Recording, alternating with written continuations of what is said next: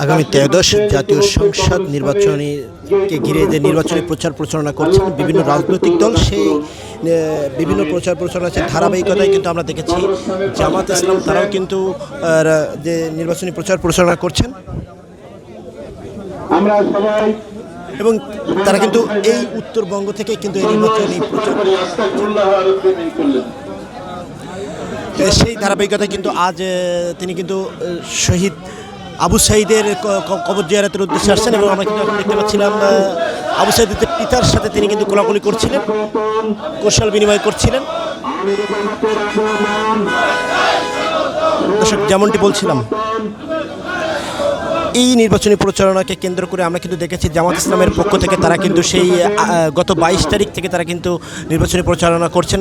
22 তারিখে তারা কিন্তু ঢাকার যে মিরপুরে জামাতের আমিরের যে আসনটি, ঢাকা 13 আসন, সেই 13 আসনে 15 আসন না দুঃখিত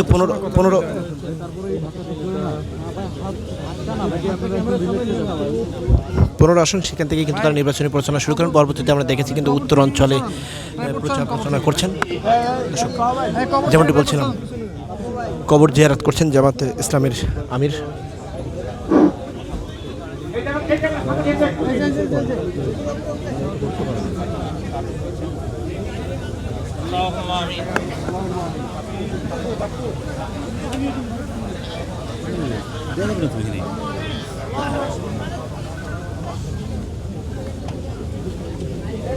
আল্লাহুম্মা আমিন।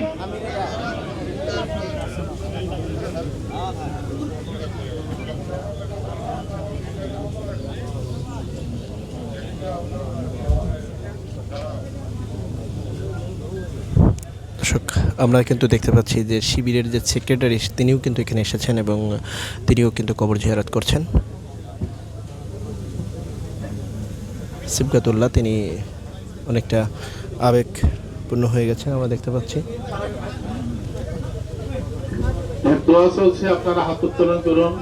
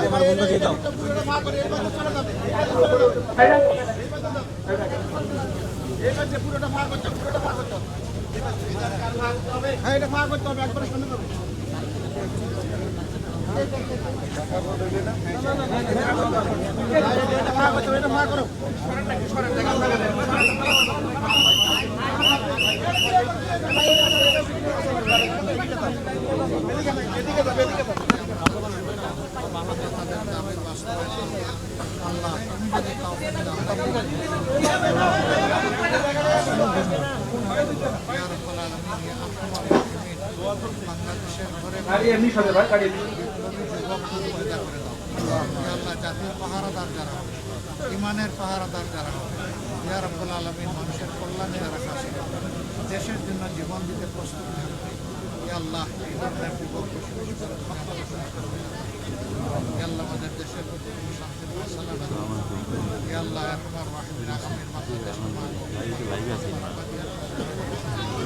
ইয়া আল্লাহ যাদের হাতে ন্যায় বিচার প্রতিষ্ঠা হবে আল্লাহ আগামীর দায়িত্ব তাদের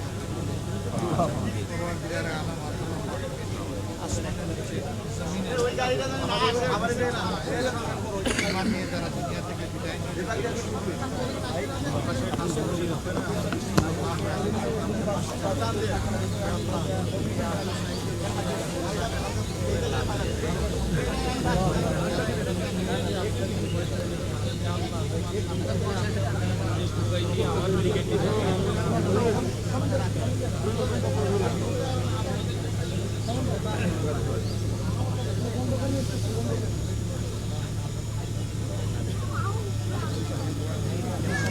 برحمتك يا ارحم الراحمين দর্শক আমরা কিন্তু দেখতে পাচ্ছি কবর জিয়ারত সম্পূর্ণ হয়েছে এবং আমরা কিন্তু এখানে কেউ ব্যারিকেড ভাঙবেন না। এনসিপি যে আক্তার হোসেন কিন্তু দেখতে পাচ্ছি তিনিও কিন্তু এখানে এসেছেন এবং এখন কিন্তু জামাতের আমির সেই আবু সাইদের ভাইয়ের সাথেও মোসাফা বিনিময় করছেন।